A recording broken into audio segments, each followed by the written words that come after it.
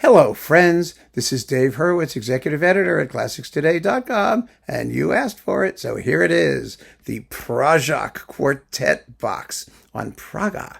Oh my goodness, 50 fun-filled CDs of quartet playing. How many quartet boxes have we done recently?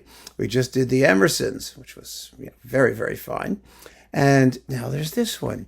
And I have a problem with chamber music. I really do.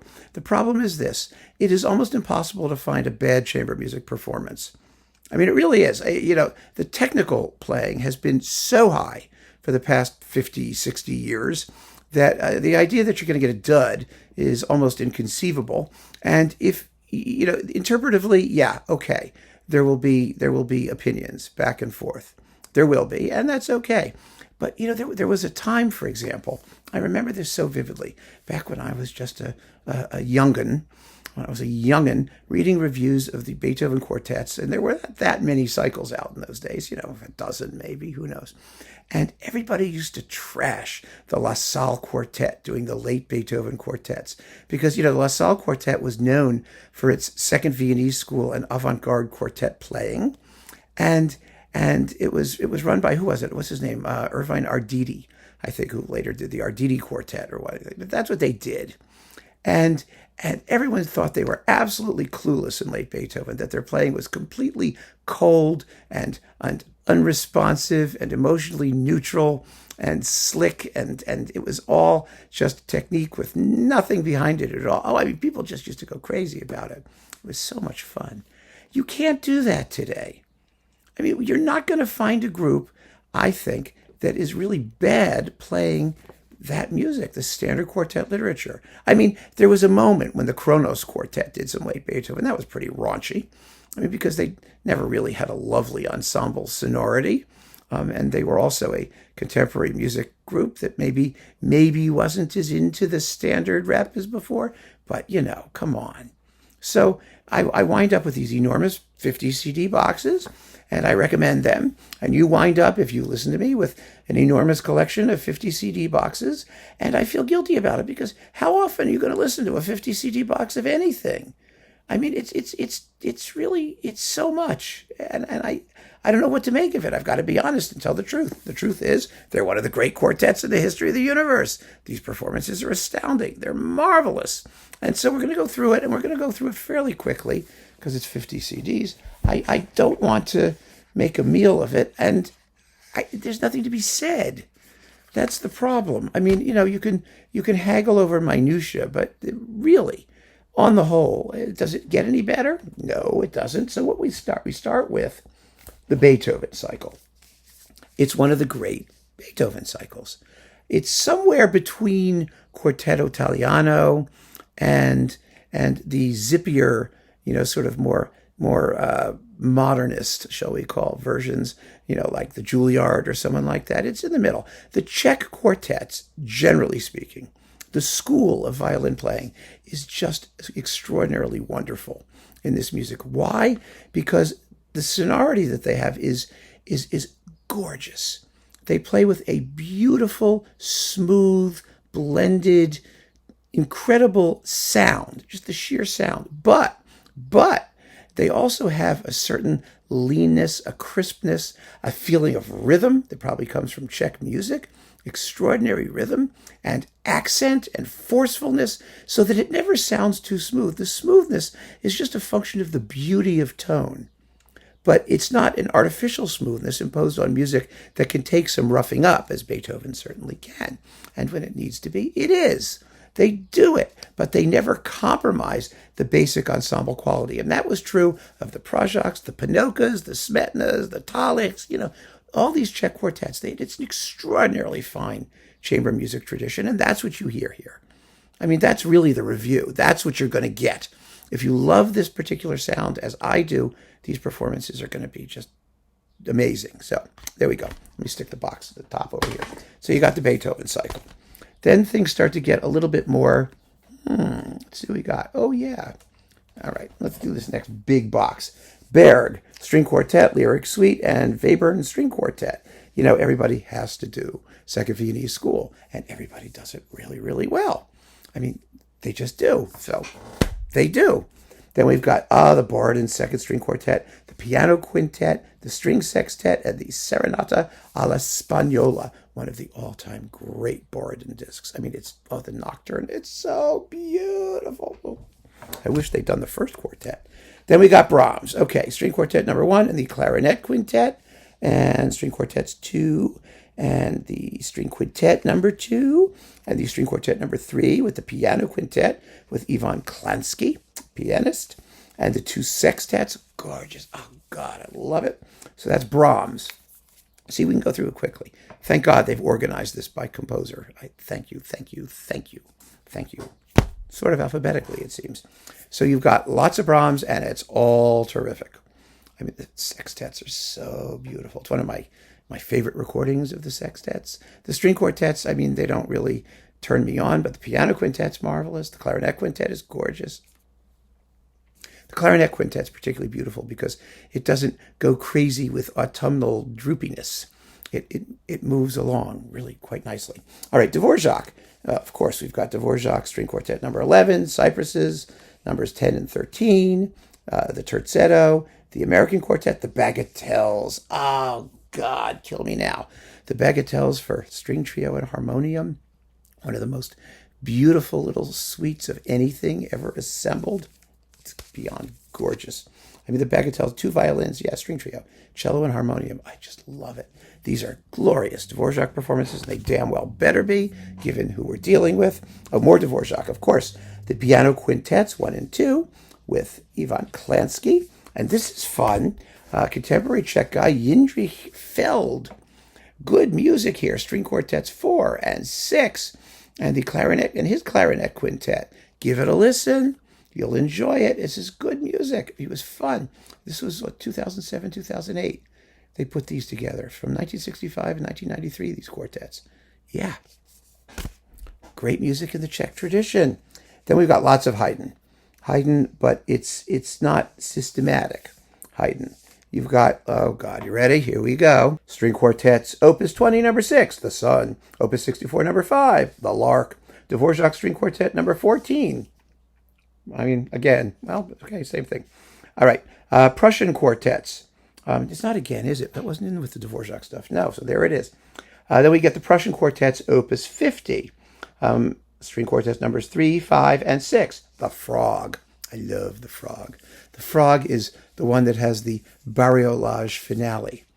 It's very, very cool. Just listen to it. It's a textural marvel. So there you go. Let's see. The 7 last words. It should never be performed by a string quartet. Apogee quartets, Opus 71, numbers 1, 2, and 3. But they didn't do 4, 5, and 6. Kill me now. Why don't they do more Haydn, these people? Why? And then Opus 76, all of it. Thank God. We get all of Opus 76, all 6 of the suckers. Wonderful performances. You know, Haydn always sounds better on modern instruments. I'm sorry. It's the truth. If they play with the requisite rhythmic energy and you know, gusto. And they do, so we're good. Then we've got, let's see. Oh, look at this. Lots of Janáček. Janáček, string quartet number 1, string quartet number 2, violin sonata with Sachiko Kayahara. And then we've got Janáček string quartets numbers 1 and 2. Again, the more recent ones with the Prokofiev string quartet number 2. And they're just, you want to hear them twice? Have fun. They're wonderful. They're absolutely wonderful. Martinu, string quartets 3, 6, and 7. Rhythmic, bouncy, joyful, fantastic. The Dark Martinu Quartet is number 5, by the way. The one that's really kind of scary. The others are all sort of neoclassical and full of motoric energy, which these guys see. Here's where the timbre thing comes in, because they can play with this sort of motoric energy, but it never sounds like sewing machine music. It sounds beautiful at all times, and that is what you want to hear. Mendelssohn. Let's see, Mendelssohn. String quartet number 1, and the octet mixed with the Kotzian quartet. What could be bad? The answer, absolutely nothing. Mozart. Let's see, Mozart. Lots of Mozart. Tons of Mozart. Mozart. Okay, string quartets. The string quartets dedicated to Haydn. Are they all in here? 15, 17, 19. No, they're not. Then you get the Prussian quartets. Right? Is that those? Yeah, I think so. Yeah, 21, 22, 23. All right. So you got some of the string quartets dedicated to Haydn, including the Hunt and the Dissonance. And then we've got, let's see, string quintet, numbers 4 and 5. Oh, they're so great. And then string quintet number 4, again, with the Bruckner Quintet, with Jan Talich as the extra violist in the quintet. All right, so you get some Mozart. Again, these aren't complete series. Maybe that's a good thing. Maybe we get to just enjoy what they did and not worry about the rest. Mozart Clarinet Quintet and the Horn Quintet. Oh, those are fun. And the Carl Maria von Weber Clarinet Quintet. That's really cool. Got to stick it in there. Pascal, let's see, who is this? Pascal Moragues Clarinet and Vladimira Klenska Horn. Lots of fun. Lots of fun, that. Mozart piano concertos in their chamber versions. Well, this is fun. This is fun. String piano concertos 11, 12, and 13 with Pavel Natek is the double bassist, and the pianist is Slavka Pechchova Wernerova, or something like that. And she plays quite nicely. All right, there we go. Oh, yeah. The fun never ends. Mahler, piano quartet movement. Schoenberg, string quartet in D major, and his string trio, one of the nastiest pieces of music ever written, and the Fantasy for violin with piano accompaniment, one of the second nastiest pieces of music ever written in the atonal style. Again, this is with Sachiko Kayahara, and the Pražák Quartet, and then we've got Schoenberg string quartets, all of them. Yes, and Verclair de Nacht, and the Scherzo Presto for string quartet, and the Chamber Symphony transcribed by Webern. And wow, look at all of that, the complete Schoenbergs. And beautiful they are. I mean, not easy, but beautiful. Let's see who else we have here. Shostakovich, 2 discs of Shostakovich. Quartet 7, 8, the Piano Quintet. String Quartet number 14, 2 pieces for string quartet. And number 15, the world's gloomiest piece of music. It has, 1, 2, 3, 4, 5, 6. Yeah, sort of 6 adagios, one of which is a funeral march, in case you were missing something. Unbelievable. But the 8th quartet, ooh, how intense that is. I mean, no one blows the 8th quartet. It plays itself. It really does. I mean, it's just so unbelievably what it is. So that's really good. Now we got Schubert. Lots of Schubert. 3 discs of Schubert. The quintet with Mark Koppe, cellist. It's a beautiful performance of the quintet. Ah, gorgeous. Gorgeous, gorgeous, gorgeous. With slow movement to die for. And Koppe's a great cellist. He really is. Then we get string quartet number 7, D94, then Rosamunde, Death and the Maiden, number 15, the last 3 quartets. So those are great. Schumann, string quartet number 1, the piano quintet with Yevgeny Korolyov, the legendary Yevgeny Korolyov, Crazy Korolyov. He's done a lot of recordings on Tachet, of Bach principally. And he's an amazing pianist when he isn't completely insane, and he's not here. And the string quartet number 1. So we've got Schumann. Then, of course, finally, we have Smetana. Quartets numbers 1 and 2. Twice. Yep, just like Janacek. See, can't hear him enough, can you? So you get him 2 different times. I think the quartet changed some personnel in there at one point, didn't they? Let's see. Yes, they did. They did. It's slightly different personnel, but the sound was remarkably similar in both cases. In one case, let's see, the first violin is Jana Vonashkova. Thank you. And before that, it was Václav Remesh. So there you are. And this is a great disc. Oh, this is so much fun. Glinka, the Grand Sextet in E-flat major, and the Divertimento Brillant on themes from La Sonnambula. Oh, I love that. It's so much fun. And Tchaikovsky's first quartet as well. So you've got some extra people here. Lukasz Klansky playing the piano, and the double bass is Pavel Natek once again. And we're getting to the end. Yes, last 2. Zemlinsky, string quartet number 1, 2 movements, and string quartet number 4.